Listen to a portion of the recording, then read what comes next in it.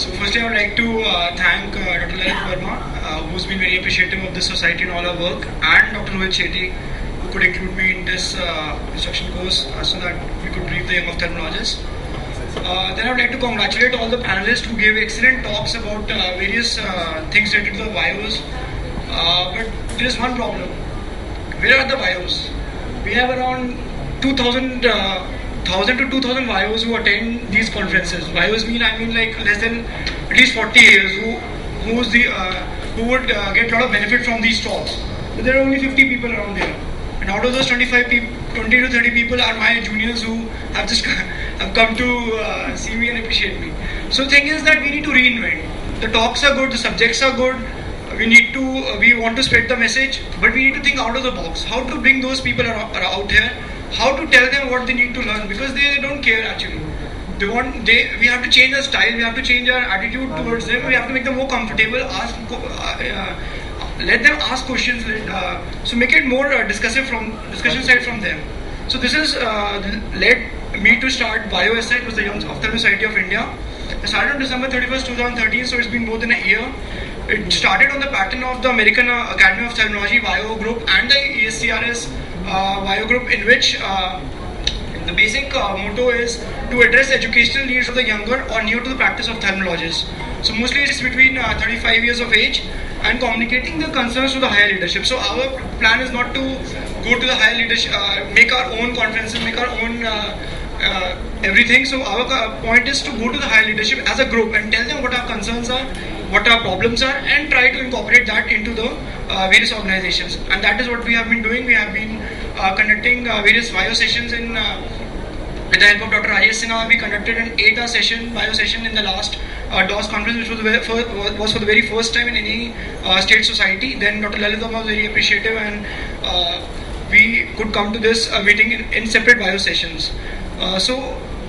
To start BioSI, we had to take few steps. I created this logo BioSI, which is like an eye and a sun and a rising ophthalmologist. We have created an email ID for BioSI. This was a website which was created to let the ophthalmologists know about the society. Within 9 to 10 months span, we have more than 900 young ophthalmologists in our society right now. And the best thing about our society is that it is an autonomous society. We have never taken any money from any medical representative, never taken any money from any member. It's all for the young ophthalmologist cause. So what are the activities that are happening? What is happening in our BioSI society? So I first started with sharing my own knowledge. I am lucky to be in a Apex Institute where we have excellent consultants who can always guide us on various cases, videos, and all techniques and technologies. So I started sharing my own cases, and there was a lot of discussion that happened amongst the bios, because every bio is not does not have the same kind of facilities in their own academic institutes, nor do they have the same amount of expertise. So they were try to help each other by sharing our own expertise. And what happened then? All the other bios started sharing their own cases. There started a lot of discussion. We had younger consultants who were there. So they started guiding the other people, telling like this bio shared his specular microscopy photo, and then various people could tell a guider what it was. Then the other people started sharing various articles related to the young ophthalmologist that they would be interested in. Started keeping updates with the various latest what is happening. I am a very big follower of the ESCRS Bio Society and the American Cancer Society. I have made good contacts with them. So they send me all these latest updates which they gather. So it's like a sharing between the various organizations. Then the bios started helping each other. So whether they need an article, they need some thesis related work, so they could either personally message each other, or they could put it onto the Facebook page, and they could share each other. They started with the basic, some bios needed the basic for what technology should they buy when they're opening the new center, or what books to read for a particular topic. So it was like each one helping each other. Now most of the bios don't even know what happens in a conference. Like my own NRP center where I'm working, which is academically so much oriented. Even in third year, some of the bios have never been to a conference. So why is that happening? Because they're not a member of DOS or iOS. They don't get your regular updates, emailers, and everything. So you need to tell them what is happening. You need to bring them here. So you need to change the whole scenario for them. Then we encourage the bios. So this was the Dr. Ayasena was very appreciative of this. He gave us 8 hours, as I told you. These were the various topics we kept. We kept interesting case sessions, fake conversation of beginners, about investigation, their practice management courses, and step by step for beginners. So these were special bio sessions which were dedicated, and these are 3-4 bio sessions which have been given by the AIOS as a separate for encouragement of the young youth. Tarun, can we sum up because sure. wait. I'm sorry. Sure. So this all activities go on the Bio SI Facebook page. Then we have our Bio Times, which is our official publication. This was the first issue, and the subsequent issues, it comes every 3 months. We have a whole team, and we have the consultants as the reviewer board. We make it a point to whenever somebody sends an article, we make it a point to not reject it outrightly, but to guide the bio how to change the article. We talk to him personally, we make modifications and make it better for the. And how do they send it to you? So they send it to the BioSI email ID. Okay, can you forward this to Chaitra or somebody? Sure, I'll be telling you that. There's a lot of youngsters who may want to send something. Sure.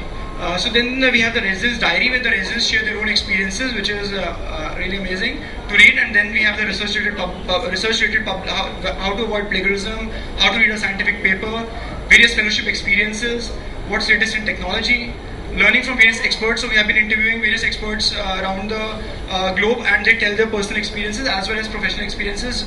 This Dr. Warren Hill will be featuring in the next issue. So everybody has been very encouraging, and we also feature the best papers among the young ophthalmologists to give them extra encouragement. We have been sharing experiences with the other societies. We have the resident learning programs such as how to make a presentation, how to write a case report. We have this interesting ophthalmology picture is a quiz. We have a BioCentral. It's a Dropbox application where we can share free ebooks, pictures, and other articles for which all the bios are connected to it, so they can download it and make use of it. We're starting a bio social, because the bios are the most active on these social media. So I thought, why not we take a step forward and do these activities? So we're sharing pictures. We are making T-shirts which people can buy, and then they can spread awareness about these campaigns like the World Side did. This we posted on the bio social. Then we got recognized from the ESCRS and the American Academy of Ophthalmology, who gave us further encouragement. We already had completed our first year. Today we are having at 6 o'clock on the 7th floor, we are having a brainstorming session to see how we can take this forward, how we can get more ideas into it, how we can make use of this young energy which we have in our ophthalmic forum. So my message to all the ophthalmologists would be, never let go of your dreams. Like, even if you everybody young ophthalmologists has a lot of potential. They may not be getting the opportunities, but our goal is to give them information and give them advice from various sources so that they can achieve whatever they dream of. Thank you, Tarun.